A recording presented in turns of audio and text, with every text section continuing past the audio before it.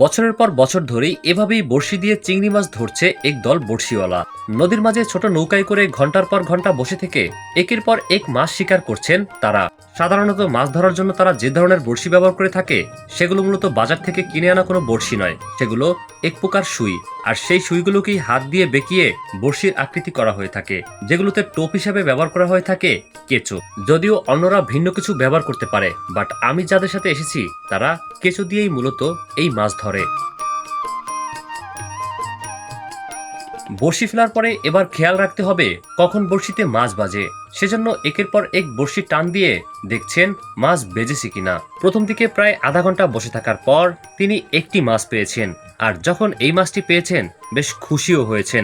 আর এই চিংড়ি মাছটার কি নাম যারা জানেন তারা অবশ্যই কমেন্টে জানিয়ে দিবেন।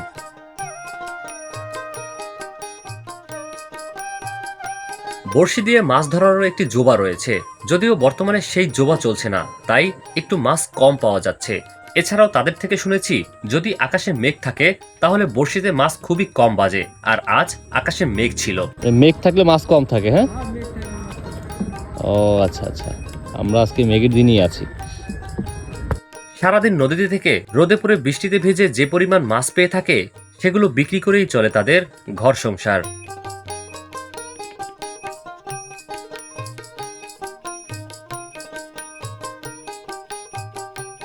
ভিডিওতে মাছ ধরা দেখতে অনেক সহজ মনে হলেও এটি কিন্তু মোটেও সহজ কাজ নয়। এখানে অনেক কষ্ট রয়েছে, সেই সাথে ধৈর্যেরও বিষয় রয়েছে। বড়শি বাইতে হলে ধৈর্যের প্রয়োজন।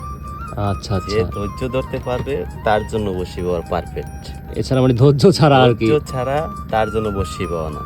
আল্লাহ যারে যেরকম দেয়, রিজিকে যার যেরকম রাখছে ওরকমই পাইবে, ঠিক আছে? হ্যাঁ তা অবশ্যই, রাগ করা যাবে না, ধৈর্য ধরতে হবে। ধৈর্য ধরতে হবে।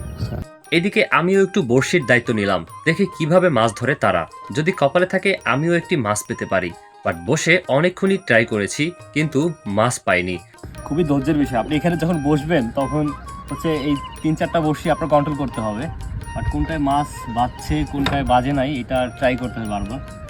আসলে এ ধরনের বড়শিতে যে শুধু চিংড়ি মাছ উঠে থাকে তা কিন্তু না, পাশাপাশি আরো ভিন্ন ধরনের মাছও উঠে থাকে।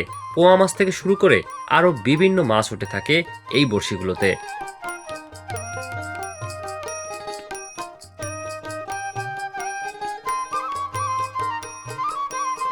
বন্ধুরা যারা বড়শি ফেলে থাকে তারা বেশিরভাগই দলবদ্ধ হয়ে থাকে।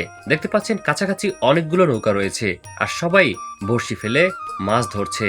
আর আজকে তাদের সাথে নদীতে এসে এই মাছ ধরার পদ্ধতি দেখতে পেরে আমার কাছেও বেশ ভালো লেগেছে। এই যে এখন যেখানে বড়শিটা গাচ্ছে না, হ্যাঁ হ্যাঁ হ্যাঁ, এইখানেই মুখটা, এই জায়গায় মুখ না। বন্ধুরা মাছ ধরা শেষে এবার আমার বিদায় নেওয়ার পালা। দীর্ঘ 4 ঘন্টা পর এবার ঘাটে ফিরবো। তো আজকের ভিডিওটি কেমন লেগেছে অবশ্যই জানিয়ে দেবেন কমেন্টে, সেই সাথে শেয়ার করে পৌঁছে দিবেন অন্যান্য সকলের মাঝে। ভালো থাকবেন সবাই। এরকম আরো ভিডিও দেখতে চাইলে ফলো করে রাখবেন কলমিজন ফেসবুক পেজকে।